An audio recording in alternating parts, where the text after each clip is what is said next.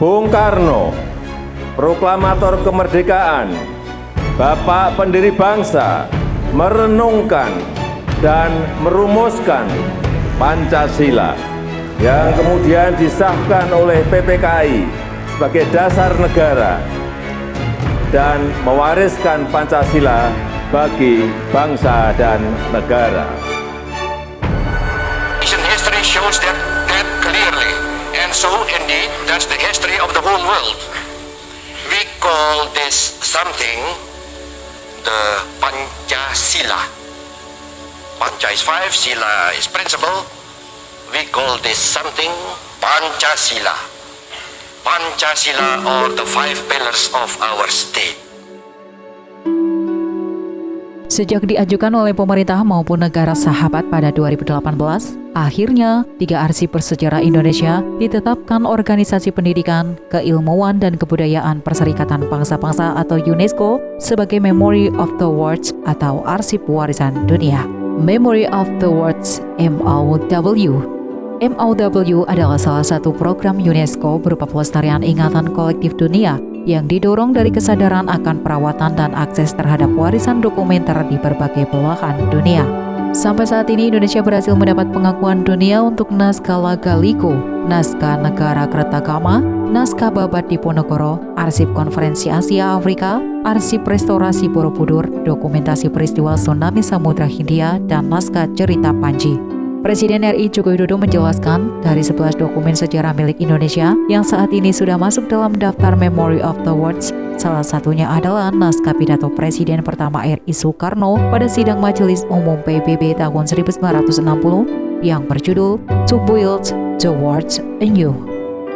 Dijelaskan Dewan Eksekutif UNESCO dalam sidang pada 10 hingga 24 Mei 2023 telah menetapkan 3 arsip dari Indonesia, yaitu pidato Insinyur Soekarno To Build the World Anew, arsip pertemuan pertama gerakan non-blok usulan bersama Aljazair, Mesir, India, Indonesia, dan Serbia, dan Hikayat Aceh, usulan bersama Indonesia dan Belanda. Menurut Presiden Jokowi, arsip-arsip dalam warisan dunia ini adalah milik semua warga dunia. Oleh karena itu, harus sepenuhnya dilestarikan dan dilindungi serta dapat diakses oleh semua orang tanpa hambatan. Dewan Pakar Indonesia untuk Memory of the World UNESCO Rieke Diah Pitaloka, yang juga merupakan Duta Arsip Nasional Republik Indonesia, menilai ada 3 arsip penting yang pernah disampaikan Presiden Soekarno. Ketiga arsip itu bahkan disebut sebagai 3 tinta emas abad 20. Arsip Konferensi Asia Afrika KAA di Bandung 1955, arsip Gerakan Non-Blok pertama GNB 1 di Beograd 1961, ada juga arsip pidato Presiden ke-1 RI Insinyur Soekarno di sidang PBB New York 1960.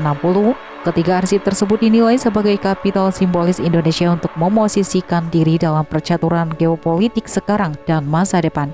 Ketiganya juga menjadi pengingat bagi setiap bangsa untuk ada dalam prinsip politik para pendiri bangsa. Bebas aktif dan defensif aktif, sebesar-besarnya bagi kepentingan nasional Indonesia, sebagai bangsa yang merdeka dan berdaulat yang terlibat dalam perjuangan perdamaian dunia. Pidato pertama Soekarno yang diajukan LIPI, ANRI, dan Komite Nasional Indonesia untuk UNESCO KNIU pada 2018 berjudul Unity in the Diversity Asia Afrika, dan pidato tersebut diucapkan Soekarno pada Konferensi Asia Afrika yang diselenggarakan 18 hingga 24 April 1955 di Bandung. Pidato tersebut menunjukkan komitmen Indonesia dalam upaya melawan kolonialisme di Asia Afrika. Presiden pertama RI itu telah membuka cakrawala pemikiran baru di dunia. Pergerakan negara-negara Asia dan Afrika ini tidak lepas dari peran Soekarno. Selain pidato dalam Konferensi Asia Afrika, pidato-pidato lain Bung Karno juga dinilai telah memberikan perubahan signifikan dalam percaturan politik dunia. Pidato berjudul To Build the World Anew yang disampaikan pada Sidang Umum Perserikatan Bangsa-Bangsa tahun 1960 merupakan gagasan Soekarno yang menyentak dunia. Ia menawarkan Pancasila sebagai ideologi dunia. Kemudian Soekarno juga membacakan pidato berjudul New Emerging Force pada konferensi tingkat tinggi non-blok di Beograd, Serbia tahun 1961. Pidato-pidato tersebut telah membuka cakrawala pemikiran baru di dunia, ungkap PLT Kepala LIPI Bambang Subianto saat menerangkan pengajuan naskah ini ke UNESCO pada April 2018. The Holy Book of Islam has a word for us today.